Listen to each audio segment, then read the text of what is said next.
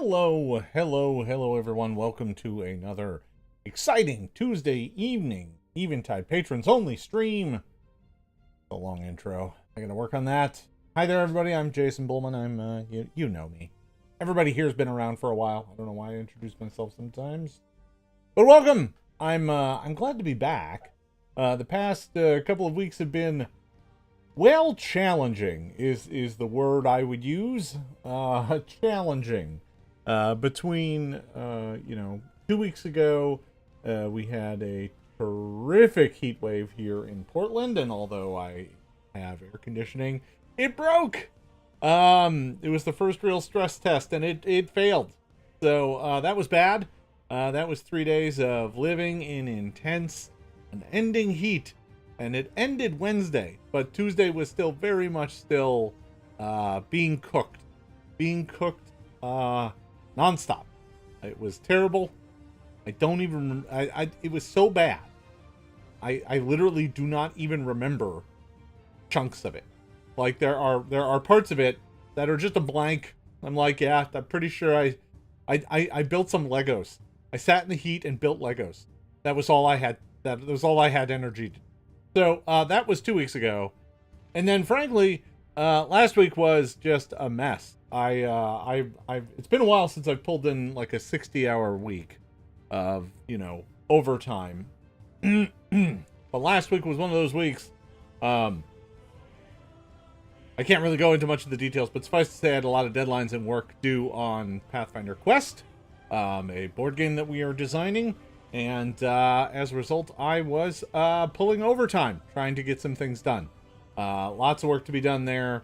Lots of things that we had to get ready. We're still, deep in the design process on the game and working on various parts of it. But suffice to say, you hit certain deadlines where certain things have to happen so that other things can happen, right? Art orders have to go, and pieces start coming back in and you have to get feedback, and it's just a circus of things. And if you want to stay on schedule, something's got to happen at specific moments, and we hit one of those and had a bit of a problem with one component. We had to work a whole bunch on it. So, like, last Tuesday, I think I pulled a 14-hour day. Wednesday, I pulled a 14-hour day. I think Monday was only 12. So, that was good. But yeah, I'd worked a full week by the end of the day Wednesday. Well, I mean, I'm fortunate. I do try to manage my time well. That way I'm not pulling long overtime. I also do that for my employees to make sure that they're, not having to work too hard. I don't believe in crunch. I know that sometimes it happens, but it's not planned. It's not like, well, that's the crunch period of the project where all the hard work is. It's like, well, if crunch happens, it's because something went wrong, not a thing that we assume is going to happen. So, yeah. So here we are tonight, and frankly, things are, better. I'm not, having to pull long overtime at work, and the temperature outside is, it's like 80, which is bad. And the AC works. So, it's all good. It's all good. It all kind of comes together nicely. So yeah.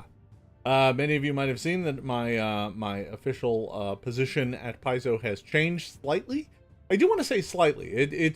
There's some big parts of it that are a change, and then there's some parts of it that frankly have been changing for years now.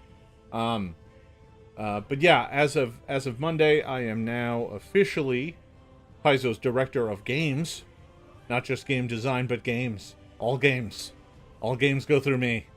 So that's a thing that I do now. Which means I now have responsibility to look over any game that anybody wants to license using our properties. I also am in charge of making all of our new games. But to make room for that, I had to give up some other stuff.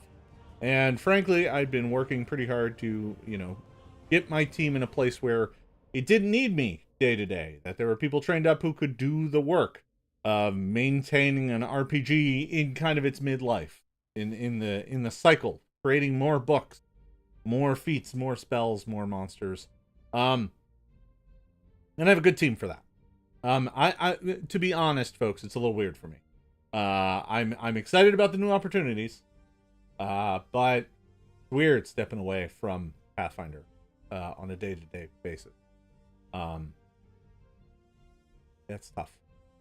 It's one of those things where I don't have kids, so I don't know what it's like to send your kid out, to college or whatever. But it kind of feels that way. It feels like it's gonna go off and do its thing, and I don't have to watch it every day. And that comes with some melancholy, right? I'm doing okay, but it's tough. Again, excited for some of the fun other stuff I get to do now, but it's a little tricky, little, yeah, just hard to do. To step back finally, fully, and just be like, "You got this, right? I'll be over here." So, it's been tricky, and it's forced me to kind of stop and think a bit about, what I'm doing, what I'm, how I'm interacting with this industry, my hobbies, my work. I'm not changing anything. There's no bombshell here, so it's just me being introspective. And as members of my Patreon, you get to know this. Because that's kind of what this Patreon is all about. It's not just, as we move through the year here and this Patreon kind of transforms into kind of something a little broader, getting an insight into what it's like to work in this business is part of it. So, yeah, that's where we're at. Next week is Gen Con. I obviously there are a handful of folks from Paizo going to Gen Con. I am not among them. Much to my sadness, I'm still not going to shows. It's unfortunate, but I also am reminded that time folks go to shows, have them come back to COVID, can't catch them. So, that's tough. I missed the show terribly. The last Gen Con I was at was 2019. And that was my 32nd consecutive Gen Con, and I haven't been back since. One day, I hope to be able to head back, but as a result, honestly, folks, this time of year is always one that leaves me terribly good. Because I miss the show terribly, but I don't want to get sick, and I don't want the people I care about to get sick. That's the economy purrs on and does its thing, regardless of the fact that it's still out there. But yeah, I'll be okay. It's gonna take a bit. I need to get kind of resettled, and as a result, right?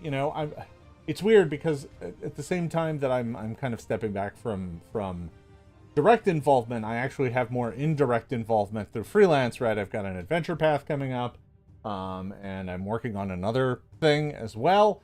So that hasn't been announced yet.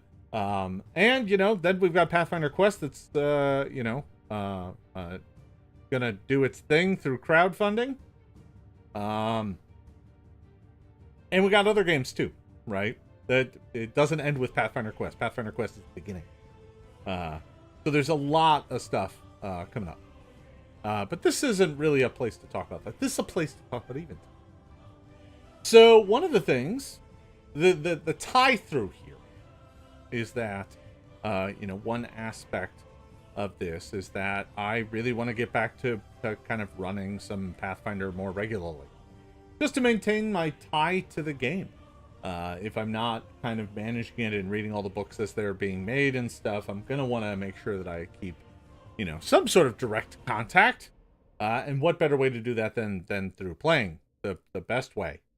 Because editing a feat 4 times is not the best way to interact with Pathfinder. Take it from me. But that led me back, I started thinking about, getting my playtest group back up and running. Now, for those of you who are maybe newer or didn't get all this news in the initial offering, I used to have 2 playtest groups. They would run on opposite weeks. and they would basically we're on a parallel track through the adventure. And that gave me pretty good playtest feedback, pretty good data, allowed me to kind of analyze and kind of understand my adventures as they were being put together, and make good decisions about improving them and improving their quality. We did that up through Adventures 1 and 2. But frankly, as we got into Adventure 3, one of my groups kind of disintegrated. Just kind of came apart at the seams because it wasn't happening often enough. And the other one just kind of went on pause. And it's been on pause for about a year now. I think the last time we ran some of these games was mid last year, spring to mid last year.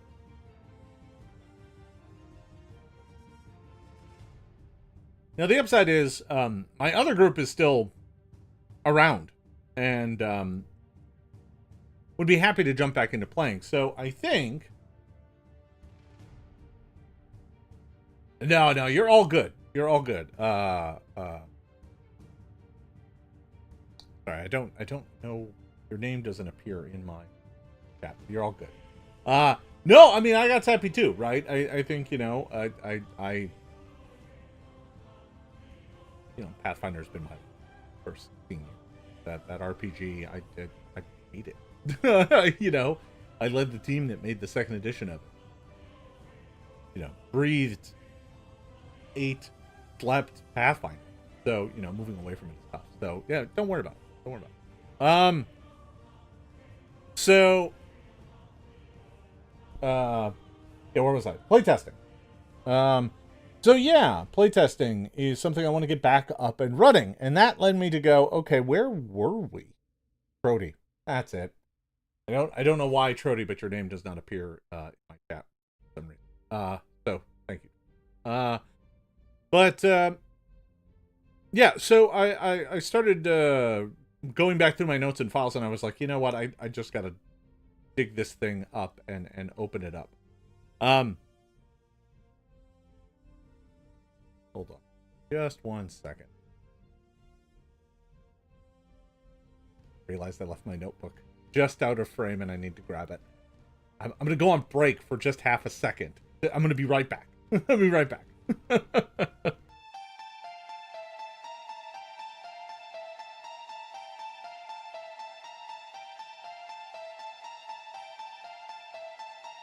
I'm back.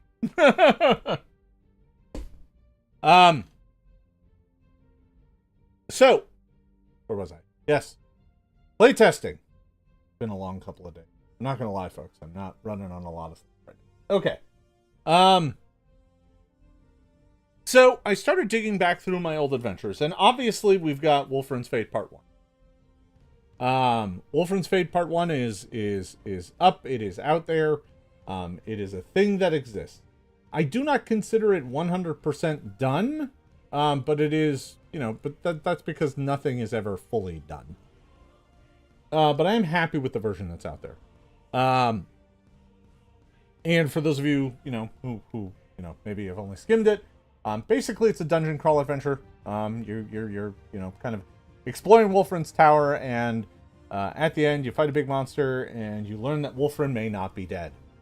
But the only way to free Wolfrin, or rather to find out if he is actually alive, is to get access to his deepest vault, which requires you to find his signet ring. His signet ring, which was in the tower above, which is now in ruin and is gone, and you have no idea where it is. So part 2 of the adventure is really all about finding out where the ring even is. It is literally a mystery to learn where the ring is, but technically you do not actually get the ring in part 2. That's part 3. Part 3 is you traveling to go get the ring. Now, I've come to realize, to be totally honest, that taken separately, part 2, it does not actually have the satisfying conclusion. You spend the entire time trying to find this ring, and you don't find the ring. You literally just find out where the ring is. It's a little bit of a bait and switch. Which isn't great. I'm not in love with that. Um, so I am thinking about that. And what I might do about to try and fix that. Um, and there is one kind of option I could take in that the ring is actually in two pieces now. Maybe it was always a two-piece ring. And Jiratha has one part, but she gave the other part back to the brother.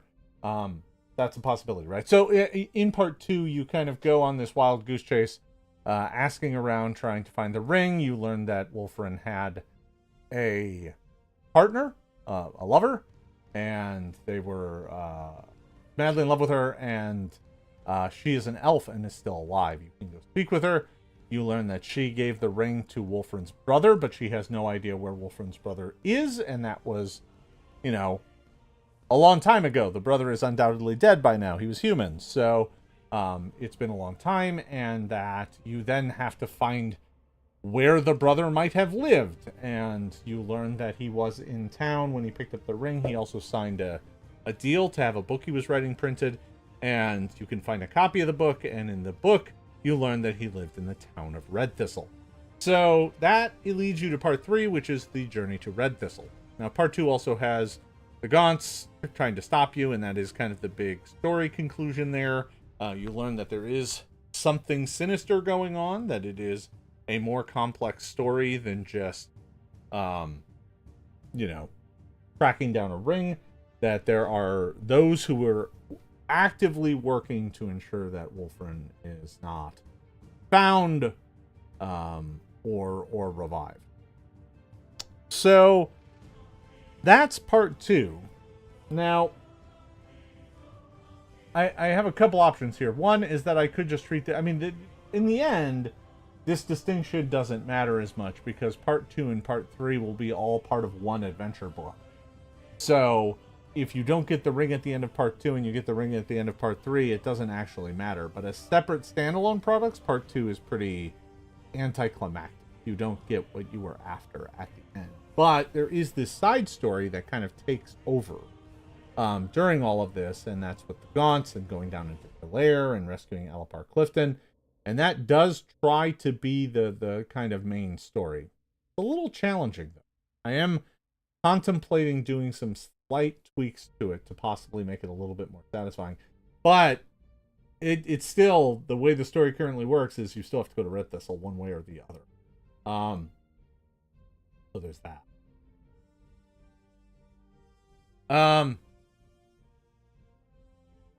So I was looking at part 3. And part 3, I'm not gonna lie, is written, but it's not all written. It's in the middle of writing, which is when everything petered out, because frankly, I started to buy a house. Turns out that ate up all of my time for like 4 months. I didn't think it was going to, but yeah, I that's all I did for like 4 months, doing research and trying to figure out how to make everything work.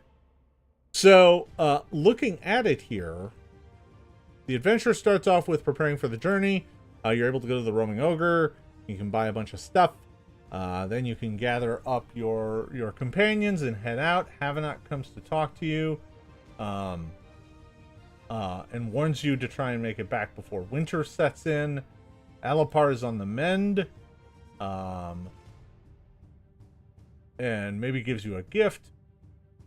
And then we hit the thing that my playtesting was uncovered. So the part 1 of the adventure went great.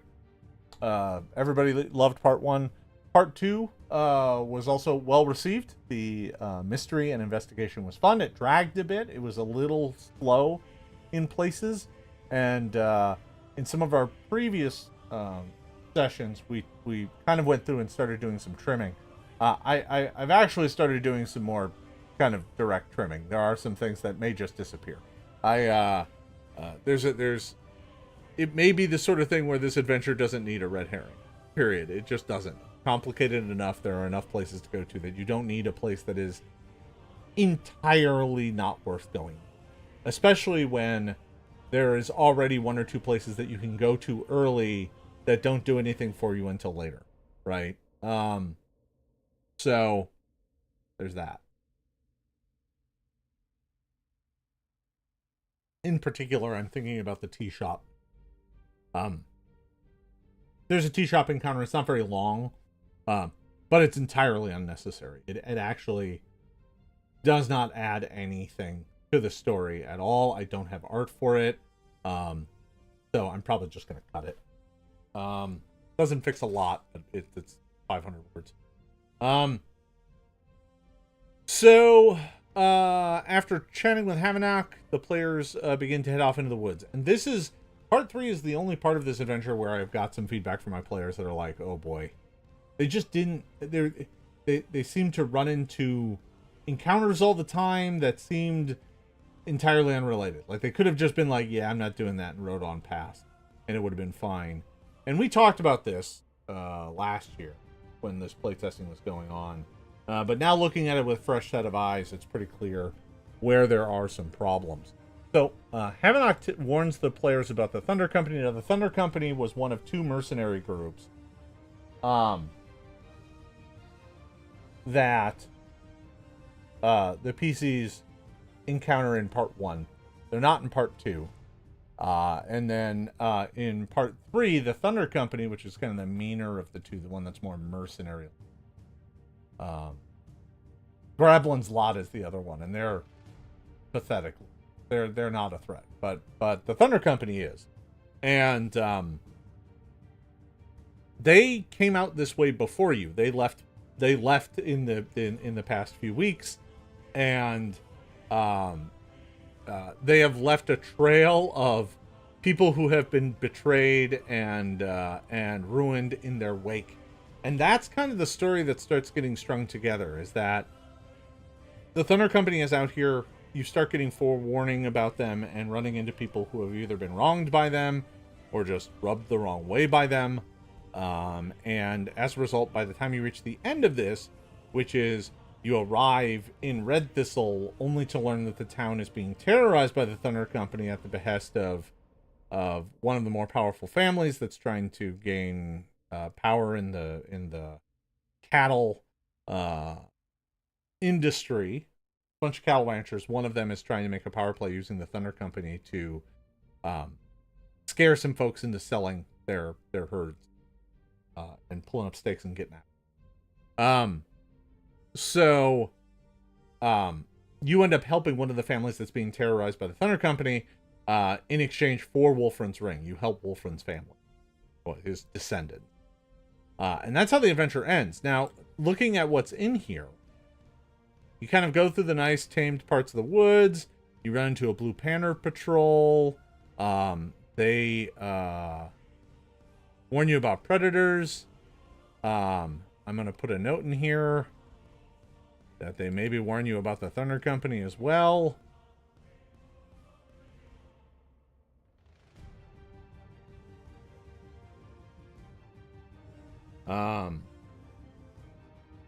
Make sure that gets in here.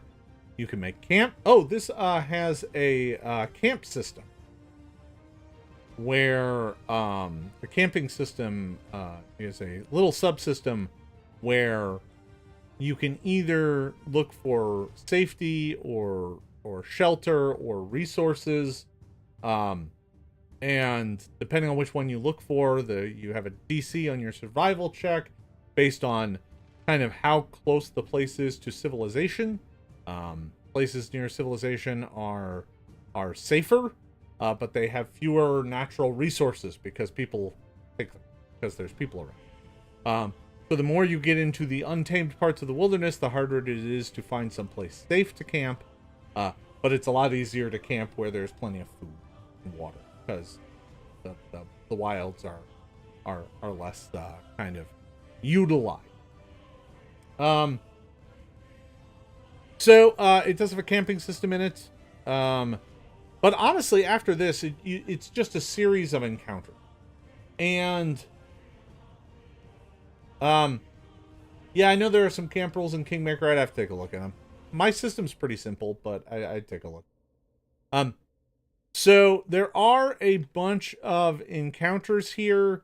I honestly am starting to think that a handful of these should just become random encounters that happen when they need to happen, when the GM wants them to happen.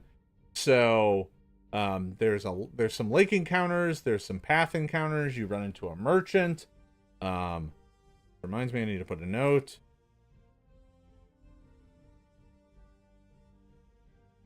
Convert to orc because there's a bunch of non-orc items in there, like owlbear crystals, owlbear claws, owlbear crystals, potency crystal, not owlbear crystal. I don't know what an owlbear crystal is. I'm gonna wager it's a little crystal owlbear, like one of those little precious moment figurines. Yeah, I mean, to be honest, the camping system in here is meant to be pretty straightforward. Whereas some of the other ones are more, shall we say, robust. Okay. So you run into the hermit cabin. And this has an encounter with some Encrave, which I think I can pretty much keep. A couple items in there. But yeah, the point is, when my players were going through it, they just felt like most of this was just kind of random sidetrack stuff. You know, like, oh, that guy needs our help. Yeah, well, too bad. We got to get going and we got to get back in time so he can take care of his own. And as a result, they just didn't feel like there was much motivation. However, if the breadcrumb trail is, you know, the Thunder Company and the way that the Thunder Company has screwed some of these folks over and getting a sense of what the Thunder Company is good at, what they're bad at, what they're up to, right? Might be motivation enough to make sure that the PCs actually take care of this. So I'm going to put a note to myself in here because this still needs a lot of work.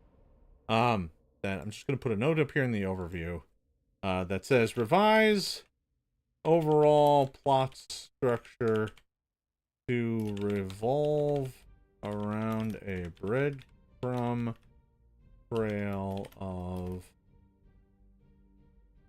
insults. Breadcrumb trail of the misdeeds of the Thunder Company. Have each major location reveal some important piece of knowledge about the company and its capabilities.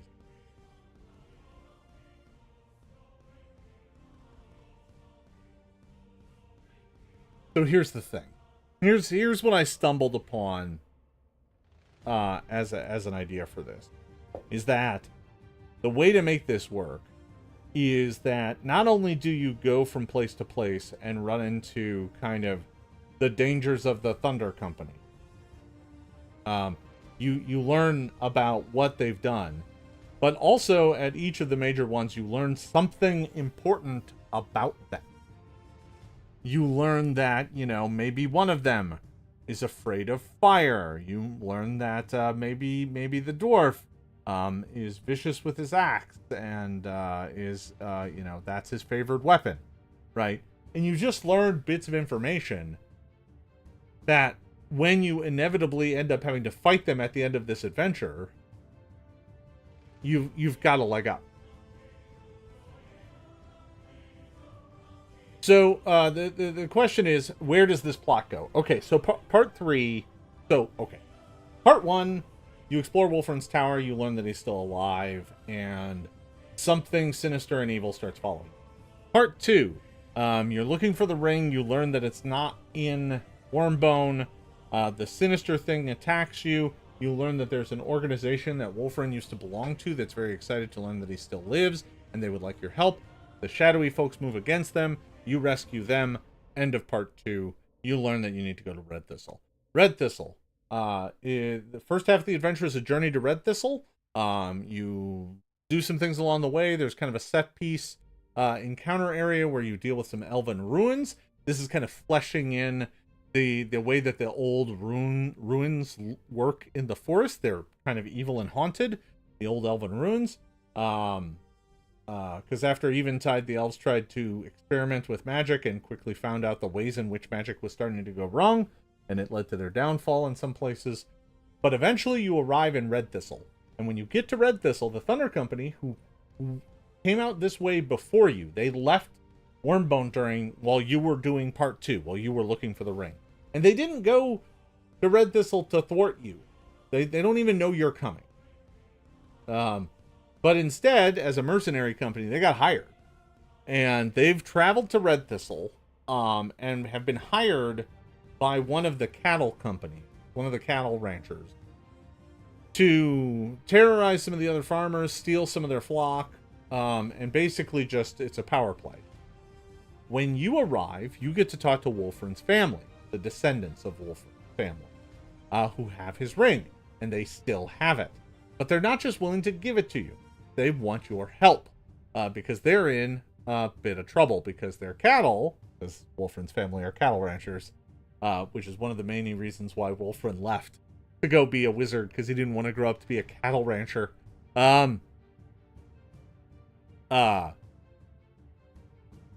So his family asks you for help dealing with the missing cattle. You go explore it, learn that the Thunder Company are behind it, and ultimately have to deal with the Thunder. Upon doing that, the family gives you the ring, and you can return back to Wormbone for part 4 of the adventure, which wraps the whole thing up. When you go deeper into the dungeon, the shadowy people come back and attack you, and you have a big showdown, and eventually can wake up Wolfram, whose first words to you I've already decided are going to be, "Oh my god, what year is it? Is it too late?"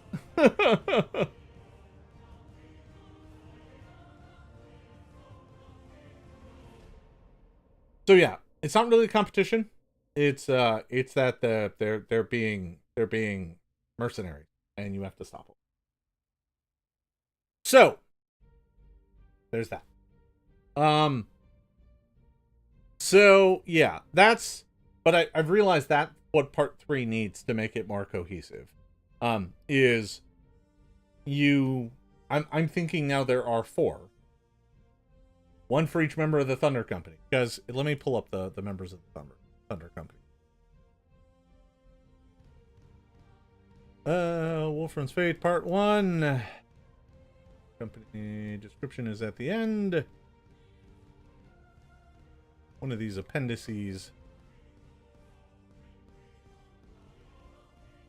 So the Thunder Company consists of a dwarf fighter, a human sorcerer, a gloamling alchemist, and a human serpent blood rogue. Literally a thing I just... But I like the idea of there being weird, kind of partially snake people. I don't know. It's very Conan. Anyway. So, the leader of the company is Halras Grimbrow, a dwarf fighter mercenary. There's Velmarina, a human sorcerer. Pavrin Spragg, a gloamling alchemist. And Hiss. That's all anybody ever calls the serpent-blooded rogue. So, I'm thinking there needs to be 4 locations that have a story to tell about the Thunder Company, and each one reveals something about one member of the company, so that by the end, you kind of get to know the... Really starting to fall in love with this as an idea. By the end, you know the villains you're about to face, even though you've never faced them before. That's some good storytelling right there. That's a good solution. See, sometimes it just takes a year to think about it. So if I look at this, we got the Blue Banner Patrol, Clemens and Plonks. We got the Hermit Cabin. That's definitely one of them.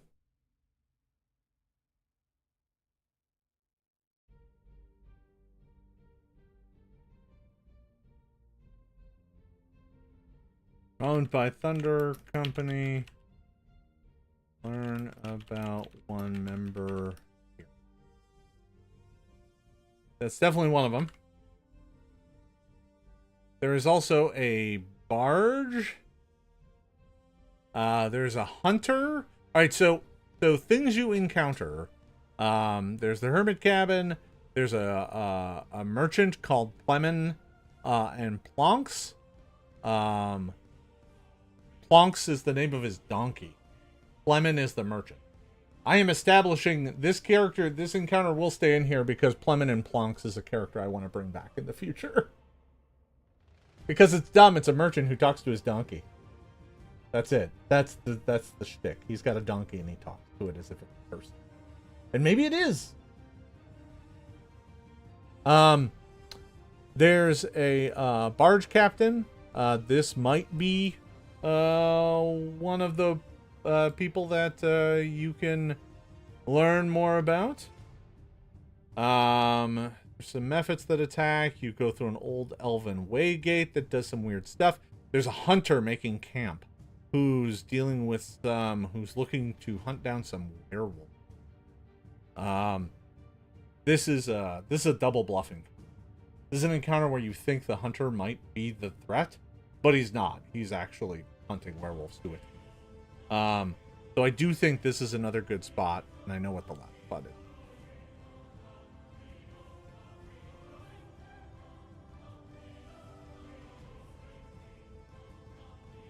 No comments. That. And then the last one has to be the Elven Ruins.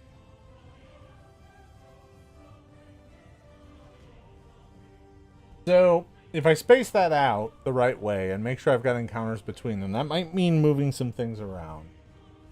Or making sure I got some things floating around it. But I think that solves my major problem. Yeah.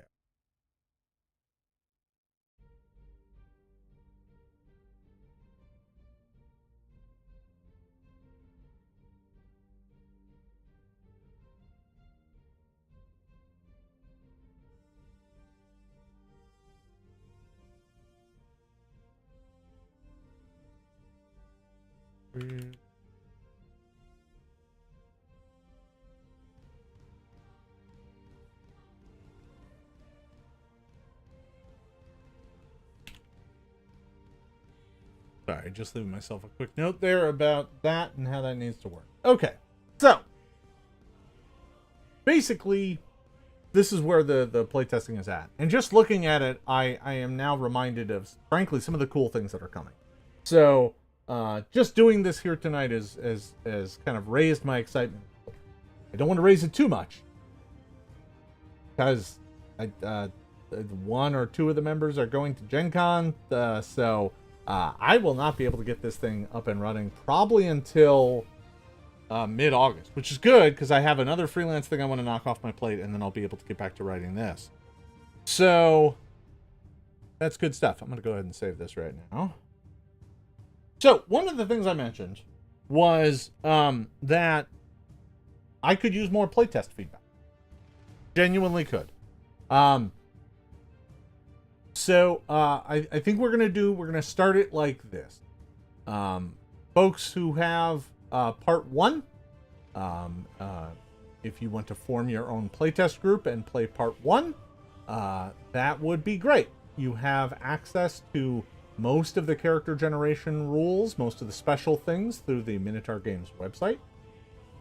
You should have access there due to your Patreon status. But I encourage you, I'm going to make a post and encourage folks in the Patreon to play Wolfran's Fate Part 1. As folks play through Wolfran's Fate Part 1, I may have a questionnaire that I'll pull together for you to get some thoughts and some feedback out of you. And assuming that goes well, once Part 2 is in rough word shape, I don't need it fully laid out. If you playtested Part 1, I will send you Part 2, even if it's just a Word document to playtest. And we'll do that throughout these. Now, obviously, it'll make it through, once it's through layout and stuff like that, we'll get it out to all of you for real. If you are one of the playtesters, I'll send you a PDF copy of the adventure for free, regardless, you and your players. But that is a good way for me to get additional playtest feedback. And if you playtest it, I'll give you credit in the adventure as playtester. I need to add that to my earlier ones anyway. So yeah, that's what I'm kind of excited about. Maybe getting some playtesting in, getting some more info on these adventures kind of as they come together. It'll also help serve as impetus to get me back into writing these, which frankly isn't too far off. I need to finish this one freelance project that I'm working on that isn't even particularly big. It's coming along pretty quickly. Not nearly in comparison to the adventure path I had to write. That thing took me months, as you all well know. But this one's. But it's still a thing. I'm like 30% done with it right now, and really starting to get into the swing of writing, which sometimes takes me a bit. And to be honest, folks, the heat totally knocked me out. It's like the concept of sitting in this office, typing away on a keyboard when it's 90 degrees, 95 degrees in here. I can't do it. I just can't. My brain just shuts down. I'm like, nope, I'm going to go sit in front of a fan in a room that is cool. So yeah, that's that. There we go. That's all the news that's fit to print, folks. Folks have any questions, I'm happy to hang out and answer any.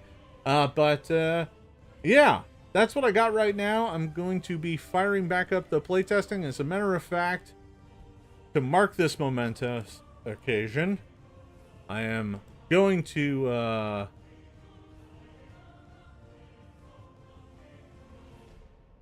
oh boy. To mark this momentous occasion, I'm actually going to open up the group chat I have with that group and ask them if they are interested in starting back up the playtest group in about a month. Typing it up right now.